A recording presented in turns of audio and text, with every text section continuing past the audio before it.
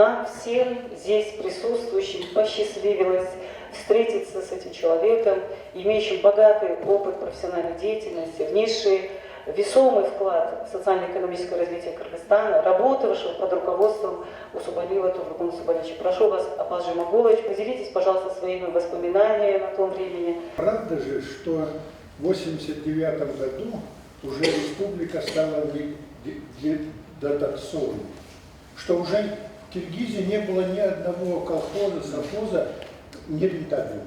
В стране, вы знаете, в это время, какие события совершались. И поэтому показатели 1989 года и вообще, и даже 1988 года, и 90-е годы были самыми трудными, самыми тяжелыми.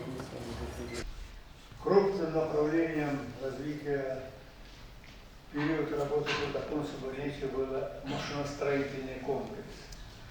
Только в Бишкеке было построено 32 машиностроительных завода. Поэтому, значит, видел, знал этого человека, о котором я хотел бы вам рассказать. Экономика Кыргызстана в эти 25 лет именно связана с деятельностью этого человека.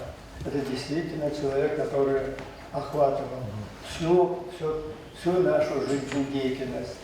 Скромные, очень требовательные, ответственные в своих делах и той ответственность, которую взял он на свои плечи. Настолько он был в высочайшей степени грамотным, в высочайшей степени, причем русскую литературу знал, мне кажется, значит, наверное, профессора могли знать, кадры, которые занимаются, вот настолько он был в высокой степени грамотным человеком. И не только в этой области. С ним было интересно беседовать на любую тему. Настолько он познавал буквально все отрасли, всю жизнедеятельность нашей страны, которым он руководил. Сидели весь состав нашего отдела, и тогда состоялась наша первая встреча. Насколько он хорошо знает сельское хозяйство, я удивлен. А вот он не был аграрником, да, но знал эту проблему лучше, чем его профессиональные аграрники. Он всегда говорит, надо логически завершить аграрную реформу. Он имел в виду создание кооперативной формы хозяйства. Вот объединить нынешние мелкотоварные фермерские. У него тоже концепция была. Во-первых, у меня базовое образование техническое. Я политехнически заканчивала, 5 лет работала по специальности, в том числе главным инженером, потом отдел горкома, потом партийная школа, потом обком комсомола. То, что вот Тургун Усубалиевич и поощрял такие вещи, что нужно с низов начинать и, значит, идти. И вот, знаете, что получается? Вот Апаз Жумагулович много сказал ответственность, да?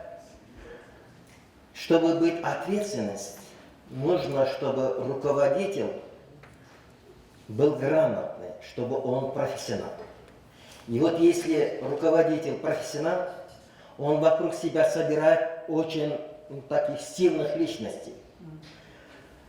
Но представь себе, что двоечник стал министром и отличника ставит своим замом. Это невозможно. Работали непосредственно под руководством Тургуна Усубалиевича. Мы видим их потенциал, мы видим их заслуги перед нашей страной, перед нашим обществом.